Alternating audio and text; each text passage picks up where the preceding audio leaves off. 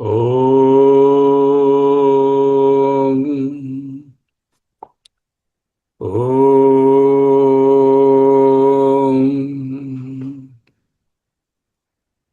ఓం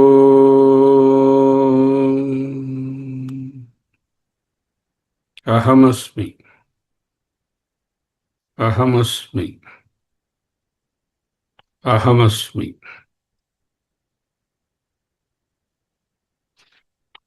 నిటారుగా కూర్చోండి. శరీరంలోనూ మనసులోనూ ఏ కదలికలు లేవు. నిశ్చలంగా ఉన్నారు. లోతుగా 2 సార్లు గాలి పీల్చుకొని విడవండి.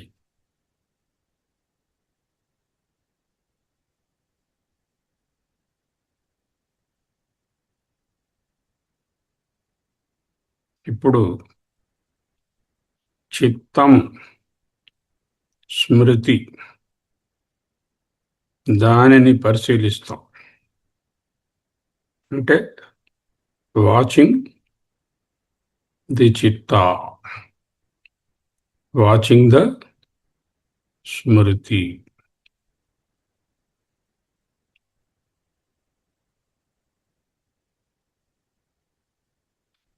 Are you aware? మీకు తెలుస్తుందా ఆ స్మృతి పేటికలో ఉన్న విషయాలు? బాగా తెలుస్తున్నాయి. ఎన్నో స్మృతులు. 10 ఏళ్ల క్రితం అమెరికా వెళ్ళినప్పటి స్మృతి, 15 ఏళ్ల క్రితం అబ్బాయి పెళ్లి చేసినప్పటి స్మృతి, 30 ఏళ్ల క్రితం స్కూల్లో కాలేజీలో చదువుకున్నప్పటి స్మృతి, ఉద్యోగాలు చేస్తున్నప్పటి స్మృతి, ఇంకా చిన్నతనం ఊహ తెలిసిన దగ్గర నుంచి రిజిస్టర్ అయినటువంటి స్మృతులు ఎన్నో ఉన్నాయి. ఉన్నాయా? బాగా ఉన్నాయి, దట్టంగా ఉన్నాయి. ఏమిటి స్మృతి?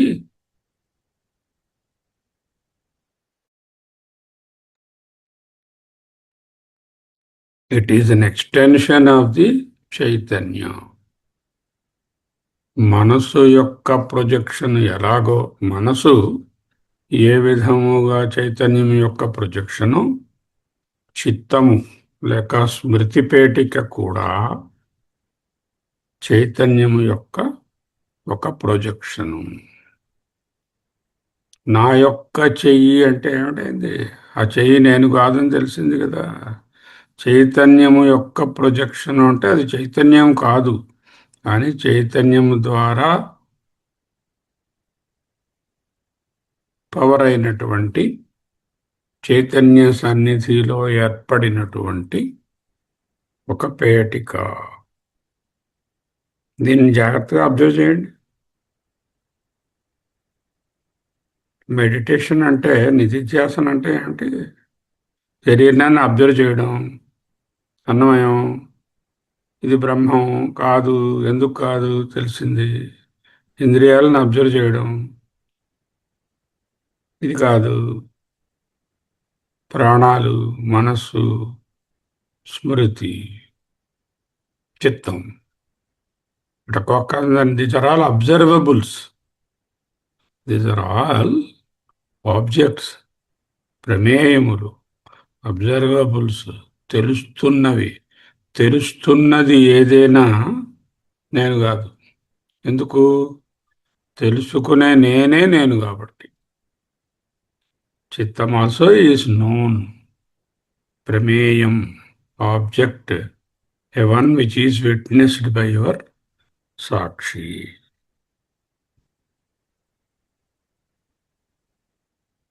ఈ పేటికలో ఏమున్నాయో ఒకసారి పరిశీలించాలి. అప్పుడప్పుడు పరిశీలించుకుంటూ ఉండాలి. రోజు పరిశీలిస్తున్నాం, అప్పుడప్పుడు ఏమిటి? పేటికను తెరిచి పేటిక దృష్టితో కాకుండా, పేటికను చూస్తున్నటువంటి కాన్షియస్నెస్ దృష్టితో, చైతన్యం దృష్టితో కంటెంట్ని పరిశీలించాలి. వాటిలో ఏదైనా సారం ఉన్నదా అని పరిశీలించాలి. దుఃఖం కలిగింది, ఎందుకు కలిగింది? 5 ఏళ్ల క్రితం మంచి వస్తువు కొనుక్కున్నాం. ఓ ఆభరణము, ఓ ల్యాప్టాప్, అది పాడైపోయింది. అయ్యో అది ఇలా ఉండేది కదా, ఇంత బాగా పనిచేసేది కదా, దీన్ని ఎన్ని మార్లు వాడుకున్నాం కదా, ఇప్పుడు లేకుండా పోయింది కదా. దుఃఖం. అంటే ఏమైంది? దుఃఖానికి కారణం ఎక్కడుంది? పేటికలో. పేటిక ఖాళీ అయిపోతే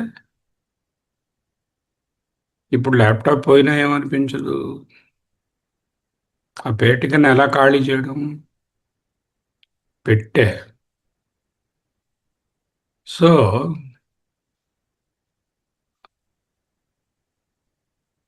దుఃఖం తెలుస్తోంది కదా. ఓ బాగా తెలుస్తుందండి. ఎందువలన? Past coming on to the surface of present ఈసార్. ఎంత అందంగా ఉండేదాన్నో చిన్నప్పుడు, ఇంతంత బుగ్గలు హాయిగాను, ఇప్పుడు ముసిలైపోయాను. 11 ఏళ్లలో నాకు ఎంత చేంజో. దుఃఖం. ఎందుకు? పేటిక ఓపెన్ చేసి చూస్తున్నాను. అది బయటకు తీశాను. పేటికలో ఉన్న నా చిన్నప్పటి రూపాన్ని బయటకు తీసి ఇప్పుడున్న రూపంతో కంపేర్ చేసుకుని చూసుకుంటున్నాను. అందువలన తేడా. దీని వలన దుఃఖం.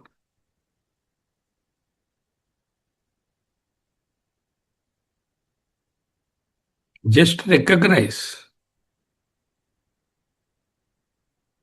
There is a freshness in the understanding of this recognition of this Smriti Petika. ఓ, ఇది పేటిక. ఇందులో ఉన్న కంటెంట్స్ నేనా కంటెంట్స్ కాదు కదా.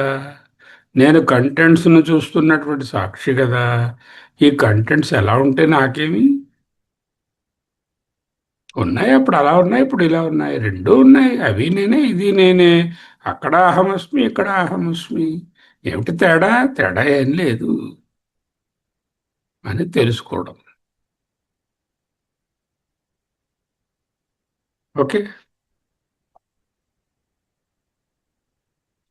అండర్స్టాండింగ్ ది చైతన్య and it's a moment as చేతన ఇన్ ది స్మృతి పేటిక. మెడిటేషన్ లేక నిధిధ్యాసన అంటే ఏదో ఒక ప్రత్యేకమైన పద్ధతిలో ఉండడం కాదు. నిరంతరం ఈ పేటికను, స్మృతి పేటికను, మనసు అనే ఆలోచనలను, బుద్ధి అనేటటువంటి నిర్ణయాలను, శరీరం అనే స్థూల భాగాన్ని, ఇంద్రియాలనే ఈ దేవతలను సాక్షిగా పరిశీలించడం.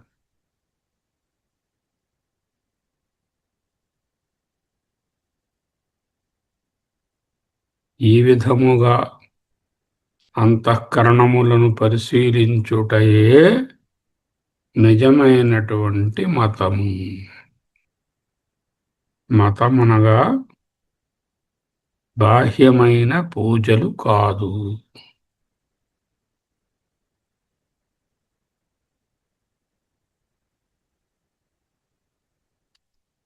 సో ఈ విధంగా పరిశీలించడం వల్ల ఏం తెలిసింది? నాకు కలిగినటువంటి మానసికమైన ఒక అటాచ్మెంట్, సంఘం తెలిసింది. ఆ అటాచ్మెంట్ తెలియగానే ఓహో ఇది నన్ను లాగేస్తుంది, సాక్షినైన నన్ను అక్కడ ఉన్నటువంటి విషయంలోకి లాగుతోంది అని తెలుస్తుంది. దానివలన ఆ అటాచ్మెంట్ మనం వదలడానికి వీలు పడుతుంది. పెట్లో ఏమంటున్నాయి ఇంకా? Bank account. ఓహో 5 ఏళ్ల క్రితం నా దగ్గర ఇన్ని లక్షలు, ఇన్ని వేలో ఉండేవి, ఇప్పుడు ఇవి ఇంత తగ్గిపోయాయి, వాడేశా. లేకపోతే ఇప్పుడు ఇంత పెరిగాయి, ఈ కొత్త పోగేశాను. Attachment with the bank account. It's a universal fact, human fact also. Human and normal to think about one's possessions, like the number of jewelry items you have, or the bank account, flats you have, ఇంకా ఇలాంటి. ఎందుకు bank account అంటే అంత ప్రేమ? ధనము రోగేసిన ఇళ్ళు వాకళ్ళు bank account అంటే ఎందుకు ప్రేమ? అవి మనను రక్షిస్తాయి అని ఒక భావన. అది లేకపోతే నాకు రక్షణ లేదు, అవి ఉంటేనే నాకు రక్షణ ఉన్నది అనే భావన. ఇవేవీ లేనప్పుడు మీకు ఎవరు రక్షణ ఇచ్చారు?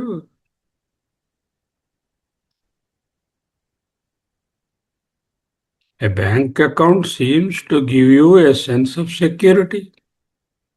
ఎందుకు? ఇప్పుడు నేను ఇన్సెక్యూర్, ఇప్పుడు నా దగ్గర క్షేమము లేదు. ఆ క్షేమము కోసం నేను బ్యాంక్ అకౌంట్ని, పొజిషన్స్ని పోగేసుకోవాలి. అవి ఉంటే నాకు క్షేమం. అవి పోగేసుకోవాలంటే యోగము. యోగము, క్షేమం, ప్రొక్యూర్ అండ్ సెక్యూర్, ఈ రెండు కావాలి. ఎప్పుడు? సెన్స్ ఆఫ్ ఇన్సెక్యూరిటీ ఉన్నప్పుడు. మనం ఏం చేస్తాము? సెన్స్ ఆఫ్ సెక్యూరిటీని, అంటే అభయాన్ని, పొజిషన్స్లోను, పీపుల్లోను, అనుభవాలలోను, ఇళ్లలోను, ధనంలోను వెతుకుతాం. అన్ఫార్చునేట్లీ అది అక్కడ లేదు. ఏ పర్సన్ వలన మీరు సెక్యూర్గా జీవితాన్ని సాగిస్తారని అనుకున్నారో ఆ పర్సన్ సడన్గా డిసప్పేర్ అయిపోతాడు, అయితే డిసప్పేర్ అయిపోతుంది. అప్పుడేమవుతుంది? చాలా ఇన్సెక్యూర్గా ఫీల్ అయిపోతుంది. అలాగే ఆస్తులు, బ్యాంక్ అకౌంట్లు కరిగిపోతాయి. కరిగిపోయినప్పుడు సెక్యూరిటీ పోయింది, ఇన్సెక్యూర్ అయిపోయాను, అభద్రత అనే భావము చెలరేగుతుంది. కనుక అండర్స్టాండింగ్ ఏమిటంటే, ఈ చిత్తం అనే పేటికలో బ్యాంకులో దాచుకున్నటువంటి ఈ సెక్యూరిటీ అనేటటువంటిది మిథ్య. You are ever secure. You don't require any external things to keep you secure. భద్రత బయట లేదు, భద్రత నాలోనే ఉంది.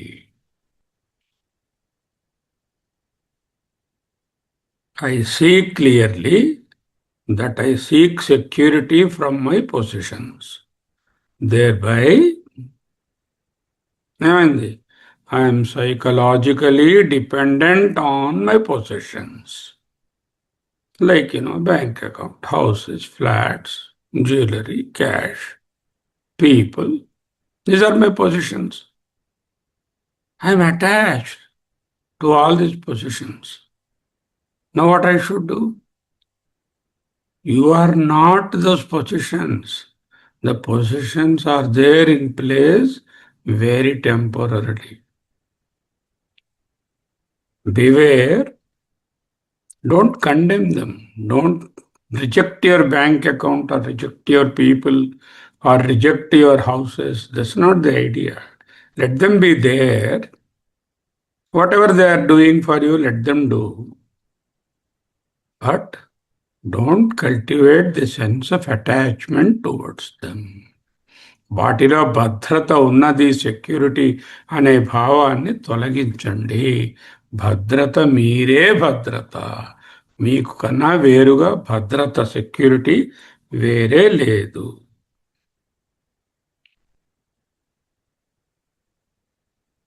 నా దగ్గర ఉన్న ఈ పొజిషన్స్ని తీసేస్తే అయ్యో నాకేం లేకుండా అయిపోతుంది, nobody, nothing is with me అనేటటువంటి అభద్రతాభావం నుంచి విడివడాలి.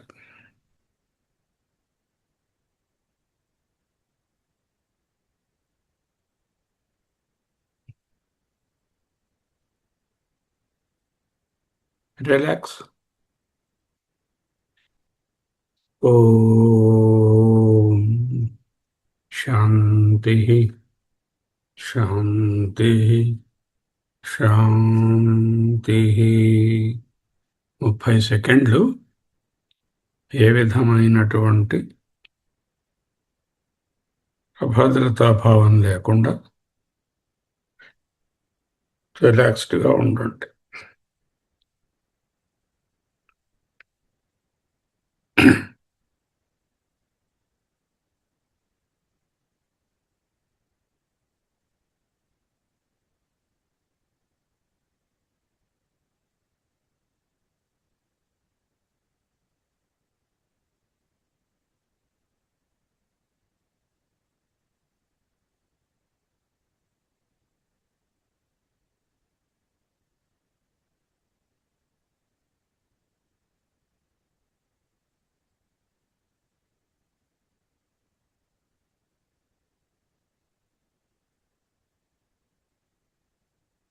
ఓం అహమస్మి అహమస్మి.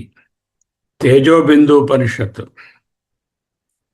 దృష్టిం జ్ఞానమయీం కృత్వా పశ్యేద్ బ్రహ్మమయం జగత్ సా దృష్టి పరమోదార నానాసాగ్రావలోకిని. ద్రష్టుదర్శన దృశ్యానాం విరామో యత్ర వా భవేత్ దృష్టి తత్రైవ కర్తవ్యా నానాసాగ్రావలోకిని.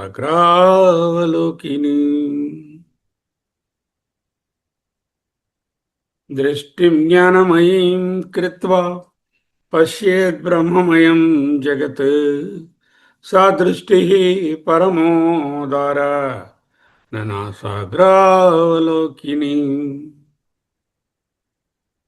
ద్రష్టృదర్శన దృశ్యానాం విరామో యత్ర వా భవేత్ దృష్టి తత్రైవ కర్తవ్యా నాసాగ్రావలోకిని. ధ్యానం అంటే ముక్కు కొనపై చూపులు నిలిపి కూర్చో అని నేర్పిస్తారు. గీతలు కూడా చెప్పారు.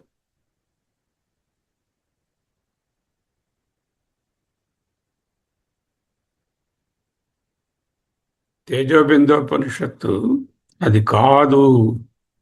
దృష్టి నిలపడం అంటే దేని మీద దృష్టి నిలపాలి? ఆంతరమైనటువంటి దృష్టిని. దృష్టి అంటే దృష్టిని జ్ఞానమయీం కృత్వా. దృష్టిం జ్ఞానమయీం కృత్వా. ప్రపంచాన్ని ఈ ఫిజికల్ ఐస్తో చూస్తే భేదాలు వికారాలు కనిపిస్తాయి. దృష్టిని జ్ఞానమయీం అంటే జ్ఞానంతో నిండినదిగా మార్చుకోవాలి. ఎలాగా? పశ్యేద్ బ్రహ్మమయం జగత్. కనిపించే ప్రతిరూపము వెనుకనున్న చైతన్యాన్ని చూడాలి. బ్రహ్మ అంటే చైతన్యం. బ్రహ్మ అంటే మీరే. కనిపించే దాని ప్రతిదాని యందు ఆత్మభావము, చైతన్య భావము, బ్రహ్మభావము పెట్టుకో. దృష్టిం జ్ఞానమయీం కృత్వా. దృష్టిని బాహ్యమయీం చేయకుండా జ్ఞానమయీం కృత్వా. కృత్వా సమాపక క్రియ త్వా ప్రత్యయం చేసి బ్రహ్మమయం జగత్ పశ్యేత్. జగత్ అంతా బ్రహ్మముతో నిండి ఉన్నది. చైతన్య స్వరూపమే కానవస్తోంది. మరేది కనపడటం లేదు. ఏది చూసినా బ్రహ్మమే కనపడుతుంది. తత్వం ఆధ్యాత్మికం దృష్ట్వా తత్వం దృష్ట్వా తు బాహ్యతః. దృష్టిం జ్ఞానమయీం కృత్వా పశ్యేద్ బ్రహ్మమయం జగత్ సా దృష్టి. ఆ దృష్టియే పరమోదారః. ఇటువంటిదే శ్రేష్టమైనది, ఉదారమైనది, విస్తృతమైనది. ముక్కు కొనను చూస్తూ కూర్చోవడం ధ్యానం కాదు. నాస అగ్ర అవలోకిని. నాసాగ్రావలోకిని దృష్టిం జ్ఞానమయీం కృత్వా పశ్యేత్ బ్రహ్మమయం జగత్. వెరీ ఆఫ్ట్ కోటెడ్ మహావాక్యం ఇది. దృష్టిం జ్ఞానమయీం కృత్వా పశ్యేత్ బ్రహ్మమయం జగత్ సా దృష్టి పరమోదార నాసాగ్రావలోకిని. ఇంకా ద్రష్టృ దర్శన దృశ్యానాం. ద్రష్టృ చూచేవాడు ప్రమాత, దర్శన చూచుట అనే ప్రమాణాన్ని యూజ్ చేసి, కన్ను అనే ప్రమాణాన్ని యూజ్ చేసి చూడడం దర్శనం. దృశ్యానాం objects, the seen, the seer, the seen, the process of seeing. దృష్టృ దర్శన దృశ్యానాం విరామో యత్ర వా భవేత్. ఎవనికైతే విరామము జరుగుతుందో వీటి మూడు నుంచి, చూచేవాడు, చూడబడే వస్తువు, చూచే ప్రక్రియ అనేటటువంటివి ఎవనికైతే విలీనమవుతాయో, విగతమవుతాయో, త్రిపుటి లయమవుతుందో, దృష్టి తత్రైవ కర్తవ్య. అదే నిజమైనటువంటి కర్తవ్యమైనటువంటి దృష్టి. నాసాగ్రావలోకిని. ముక్కు కొన మీద నిలుపుకొని కళ్ళు మూసుకొని కూర్చోవడం ధ్యానం కాదు. ధ్యానం అనగానేమి? సర్వం బ్రహ్మమయం పశ్యే దృష్టి, సా దృష్టి. అదే నిజమైన దృష్టి. దృష్టిం జ్ఞానమయం కృత్వా పశ్యేత్ బ్రహ్మమయం జగత్. నాసాగ్రావలోకిని. దృష్టి దృష్టి. కమలాక్షు నర్చించు కరములు కరములు, శ్రీనాథు వర్ణించు జిహ్మ జిహ్మ. సురరక్షకుని చూచు చూచు చూట్కులు చూట్కులు. సురరక్షకుడు అంటే ఎవరు? అందరినీ రక్షించే తత్వము చైతన్యము, బ్రహ్మము. ఆ బ్రహ్మాన్ని చూచేటటువంటి చూట్కులు, చూపులు నిజమైన చూపులు. అదే చూపులు. ముక్కు మూసుకొని కూర్చోవడం, లేకపోతే ముక్కు కొన మీద దృష్టి పెట్టడం ఏదో ఏకాగ్రత ఏర్పడడానికి ఇనీషియల్గా కావలసిన ప్రక్రియే కానీ అది నిజమైనటువంటి దృష్టి కాదు. దృష్టిం జ్ఞానమయీం కృత్వా పశ్యేత్ బ్రహ్మమయం జగత్ సా దృష్టి. అదే నిజమైన దృష్టి. పరమోదారా సా దృష్టి. సా దృష్టి దృష్టి. అదే నిజమైనటువంటి దృష్టి. నాసాగ్రావలోకిని. ముక్కు కొనపైన నిలిపినటువంటి బాహ్యమైనటువంటి ధ్యానము నిజమైనటువంటి దృష్టి కాదు. ఇంకా ఏం చేయాలి సాధకుడు? ద్రష్టృ దర్శన దృశ్యానాం. ద్రష్టృ చూచేవాడు, దర్శన చూచే క్రియ, దృశ్యం చూడబడే వస్తువు, ఆబ్జెక్టు. ఈ మూడు ఏం చేయాలి? విరామో యత్ర వా భవేత్. ఎక్కడైతే ఈ మూడు లేని స్థితి ఉంటుందో, చూడండి, ఏదైనా వస్తువు చూశారంటే, ఓ నేను చూచాను, వస్తువు కనిపించింది, ఇదో ఈ ప్రమాణంతో చూసుకున్నాను. పుస్తకం చదివారు, నేను చదివాను, కన్ను అనే ఇంద్రియము మనసు అనే ఇంద్రియ ప్రమాణంతో ఆ సెంటెన్సెస్ అర్థం చేసుకున్నాను. అర్థం చేసుకోబడినవి ఈ సెంటెన్సెస్. ఇది వింటున్నారు, నేను వింటున్నాను. శ్రవణేంద్రియం అనే పరికరాన్ని ఉపయోగించి నేను ఫలానా విషయాన్ని ఈరోజు విన్నాను. ద్రష్టృ దర్శన దృశ్యములు లేనటువంటిది ఉండదు. ఎనీ సవిశేష జ్ఞానమైన ఈ మూడిటితోనే ఉంటుంది. ఈ మూడిటికి విరామం ఇచ్చిమన్నారు. అప్పుడు ఏంటవుతుంది? సవిశేష జ్ఞానమును విస్మరించి. ఉంటాయి, కళ్ళలో పడతాయి, చెవుల్లో పడతాయి, పడినంత మాత్రాన అవి నేనని అనుకోనక్కర్లా. వాటిని అలా ఉండని ఉంచి వాటి నుంచి విరామాన్ని పొందు.